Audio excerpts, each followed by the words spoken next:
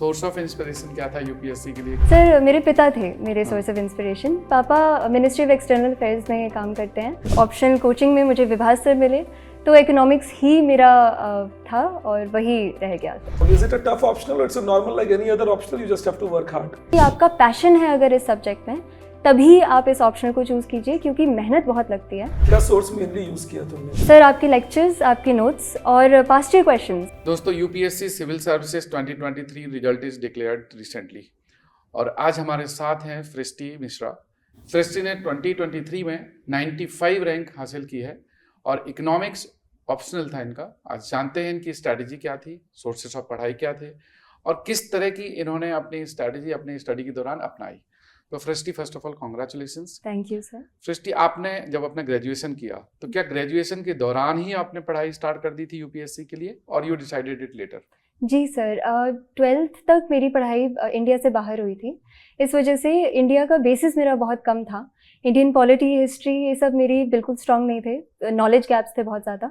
तो मुझे ये पता था कि बाकी एस्पिरेंट्स की अपेक्षा मुझे 2 या 3 गुना एफर्ट डालनी पड़ेगी। तो इस वजह से कॉलेज के फर्स्ट ईयर से, फर्स्ट डे से ही मैंने पढ़ाई शुरू कर दी थी यूपीएससी की। तो फर्स्ट ईयर से सर। और आपका सोर्स ऑफ इंस्पिरेशन क्या था यूपीएससी के लिए, क्योंकि आपकी पढ़ाई बाहर हुई थी, then you came in India? जी सर मेरे पिता थे मेरे सोर्स ऑफ इंस्पिरेशन। पापा मिनिस्ट्री ऑफ एक्सटर्नल अफेयर्स में काम करते हैं और उन्होंने 8वीं क्लास में मुझे बताया था कि सिविल सर्विस क्या होती है, इंडियन एडमिनिस्ट्रेटिव सर्विसेज और पुलिस सर्विसेज क्या होते हैं, क्या करते हैं वो। तो तब नहीं पता था मुझे आईएएस में बीच में ए होता है ये भी नहीं पता था लेकिन फिर धीरे धीरे पता चला और उनका सपना फिर मेरे सपने में बदल गया। तो आपकी जो प्रेफरेंस ऑफ डिपार्टमेंट है, जी sir, is it toward the foreign services और you have the certain other departments? No sir, it's administrative services is my first preference and then it's the Indian police services is my second preference. Great. जी sir. And you decided to opt economics Yes, as an sir. optional. Yes sir. So again, what was the source of inspiration for economics?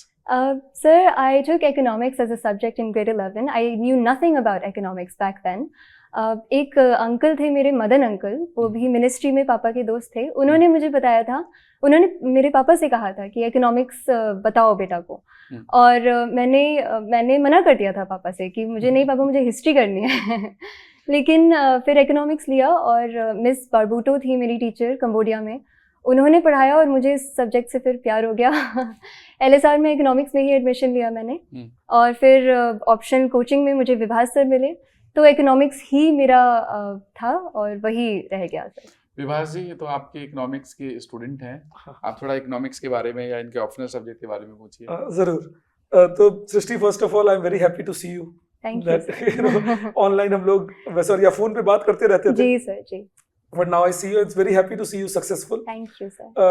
एक बात मुझे ये बताओ that what will be your suggestion to people जो लोग economics optional choose कर रहे हैं? पहले तो एक तो सब लोग डराते हैं बहुत कि economics optional is a tough optional. तो पहले उस पे बताओगे, is it a tough optional or it's a normal like any other optional, you just have to work hard?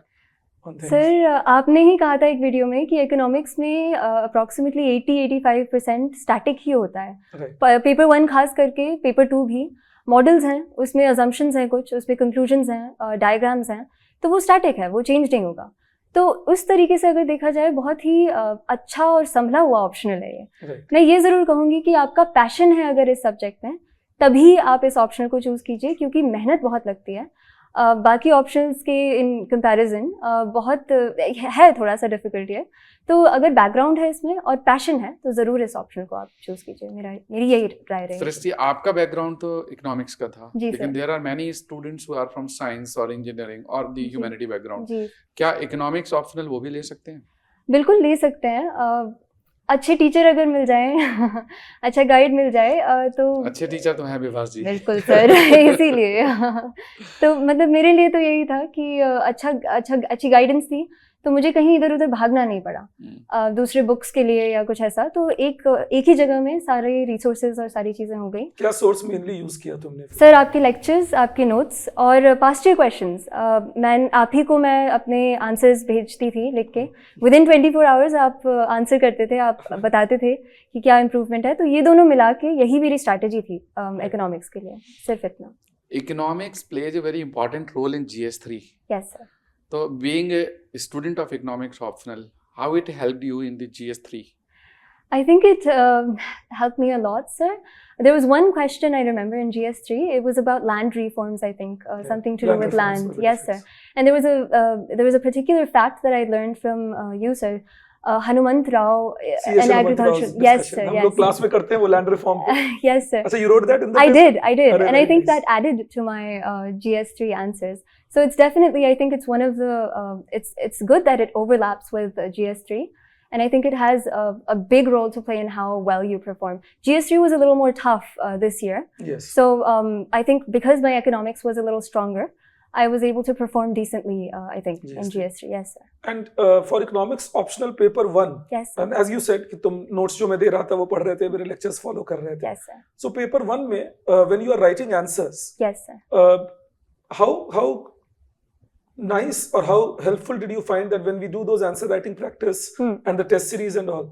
So will you recommend that students should, because many times I see that we offer a free test series, yes, sir. But sometimes students still don't appear for it. So yes, that I just thought that if you found it useful, then we can maybe push them a little more. So I think there's a big misconception when it comes to studying for competitive exams, that you have to study and you have to use books as much as possible. I think more than studying and expanding your resources, I think practice is essential. And one of the things you did in class, sir, was that at the end of the class, whatever topic we had, you would give us a question at the end and you would ask us to so every week हम लोग वही करते थे that बिल्कुल sir, last में आप एक question देते थे और आप हमसे कहते थे कि आप इसको प्रैक्टिस कीजिए और फिर आप उसका आंसर भी देते थे, मॉडल आंसर. तो मैं यही कहूंगी कि मॉडल आंसर का बिल्कुल वेट मत कीजिए, आप खुद से ट्राई कीजिए. बहुत गंदा होगा वो पहला आंसर, बहुत ही बुरा होगा, लेकिन फिर आप खुद से कीजिए, थोड़ा स्पेस छोड़िए और उसमें जो मॉडल आंसर सर दें फिर उसको दूसरे कलर पेन से आप उसमें ऐड कर दीजिए. तो वो प्रैक्टिस जो है वो सबसे इसेंशियल है, सबसे ज़्यादा हेल्पफुल था इसमें. और मेन टेस्ट सीरीज खास करके इकोनॉमिक्स का जो था वही, क्योंकि at the end of the day you have to attempt the exam. In the exam it's what you do in those 3 hours. So you have to practice those things. हम पढ़ते हैं बहुत डिटेल में कि मतलब ये मॉडल है, ऐसा ऐसा है, बट वो आपके पास 150-250 शब्द ही होते हैं, उसी में आपको लिखना होता है. और पेपर 2 को कैसे टैकल कर रहे थे? This time paper 2 was a little tricky. एक 8th क्वेश्चन आया था जो थोड़ा Yes, sir. But I hope the notes were again helping you. They were helpful, sir. बिल्कुल. पेपर 2 थोड़ा सा डिफिकल्ट इसलिए था क्योंकि बहुत वास्ट है. वो बहुत जैसे स्टैटिक उस तरीके से नहीं कह सकते जैसे पेपर 1 है कि मॉडल है, डायग्राम है, उसमें लिखना भी बहुत पड़ता है. बट पेपर 2 वंस अगेन आपके जो नोट्स थे और खास करके करंट अफेयर्स भी मैंने ऐड करके उसमें किया था कि करंट का कुछ भी इंफॉर्मेशन होता था. लास्ट में सर जो आपने प्री और मेंस के बीच में जो आपने हमें पढ़ाया था और जो टेस्ट सीरीज आपने दी थी उसमें जो क्वेश्चंस थे वो बहुत रेलेवेंट थे. उससे मेरे पास बहुत सारे एग्जाम्पल्स आ गए जो कि मैंने फाइनल एग्जाम में यूज़ किया. तो वंस अगेन मैं यही कहूँगी कि मेंस टेस्ट सीरीज का सबसे ज़्यादा रोल होता है इसमें. Yes sir. Normally the students who are from the humanity background they find CSET as a challenge. Yes sir. तो आपको क्या CSET इतना डिफिकल्ट लगा? सर क्योंकि मैथ्स हायर लेवल थी मेरी IB में, तो इस वजह से इतना डिफिकल्ट नहीं लगा मुझे. CSAT के लिए मेरी स्ट्रैटेजी तो यही थी कि मैंने पास्ट ईयर क्वेश्चंस को अटेम्प्ट किया था, मतलब पास्ट ईयर पेपर्स को, वो जो 2 hours की सिटिंग है. इसमें मेरी एक ही राय होगी कि CSAT में अगर 80 क्वेश्चंस हैं, 2 घंटे हैं, तो वो 80 क्वेश्चंस 2 घंटे में करने के लिए बने हैं. अब कई लोगों का लास्ट में पेपर के कुछ क्वेश्चंस छूट गए. सम पीपल मतलब 20 क्वेश्चंस भी छूट रहे थे लोगों के. तो आई थिंक क्योंकि मैंने पेपर कंप्लीट किया, 2 मिनट में नहीं आ रहा क्वेश्चन अगर, तो उसको आगे छोड़ के बढ़ जाना, ये मेरा वो होगा कि 2 घंटे में पूरा पेपर आप देख लें. Time management and the yes sir, don't waste your time if the question is difficult. Exactly sir, exactly. मेरा रीडिंग कॉम्प्रिहेंशन थोड़ा स्ट्रॉन्ग था तो उस पर मैंने फोकस किया. मैथ्स थी ठीक ठाक लेकिन उतनी भी नहीं, तो उनको मैंने स्किप कर दिया उन क्वेश्चंस को. The aspirants who are aiming for 2024 now they have 60 days left. Yes, approx. Yes, 50. So what would you suggest to the students ki for prelims in last 60 days what should they focus on? So I would suggest the same thing that Vibhas Jha sir suggested. Last year I remember he said when there were 60 days left, he said you said sir that if you have a routine that you're following, if there is something that is working for you, keep following that. Don't change anything in the last moment. I would say in the last moment we get scared, we get panicked, that we're missing out on this, we could add this, we could Right. see this. And so we start adding things to our daily routine. And that messes up the balance that we have created. जो कर रहे हो वो करते रहो. जी That's बिल्कुल. what. आप अगर जो कर रहे थे वो अगर चल रहा है, मॉक्स में ठीक ठाक स्कोर्स आ रहे हैं, तो आप क्यों बदलेंगे उस चीज़ को? तो जैसा कि आपने कहा था सर कि मतलब उसी चीज़ को जारी रखिए, उसी चीज़ को कंटिन्यू Right. कीजिए. और मैं तो कहता हूँ कि और नेगेटिविटी मत आने दीजिए. ये सोचिए ही मत कि मेरा नहीं होगा. हाँ हाँ सर. यूजुअली विश्वास है. प्रिपरेशन में पेरेंट्स या फैमिली मेंबर्स और रिलेटिव्स का बड़ा इंपॉर्टेंट रोल होता है. जी sir. So in your case who was the supporting hand to you? Sir माता पिता का तो रोल था ही, उनका आशीर्वाद, वो दूर थे मुझसे लेकिन उनका बहुत बड़ा रोल था.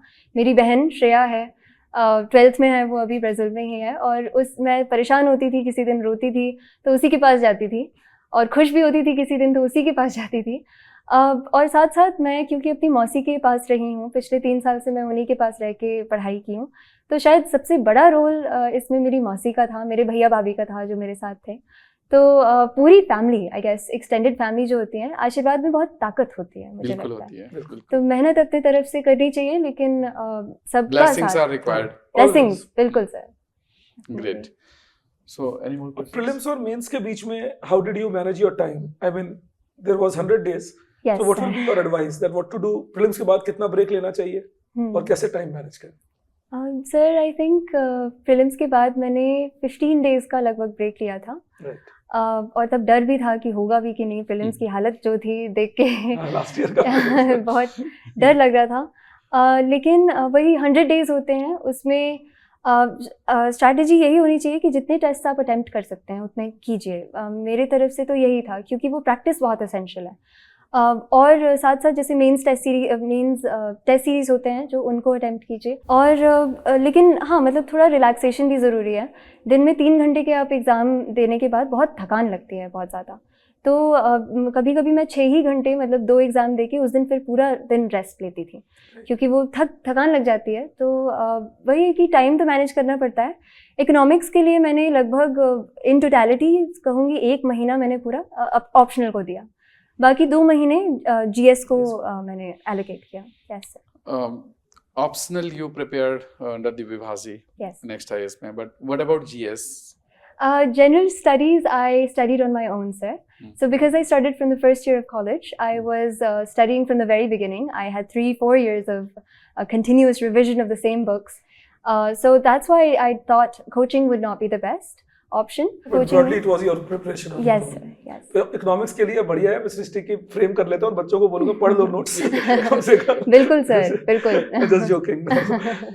एक और आखिरी बात, you were associated with us through IGP also, interview guidance program. So how was your experience at Next IAS with interview guidance? So the experience was wonderful. The first mock interview that I took was with the faculty members, and it was a longer mock. They asked me DAF detailed questions, current affairs based questions. So that was really helpful on more of the what can you improve side. And then I think 5 to 10 days later, I took the next mock, which was with the officers, Formal the mock. bureaucrats. Yes, sir. And that was also excellent. An IFS officer, I believe, was the chairperson of my mock, and that was also an excellent experience. Yes, sir. So thank you, Srishti, and congratulations to you and to your whole family. Thank you, sir. Thank Many you very congratulations, much. Srishti. Thank Actually, you. very happy to see you. Thank you, Very sir. happy. Thank you. Thank you.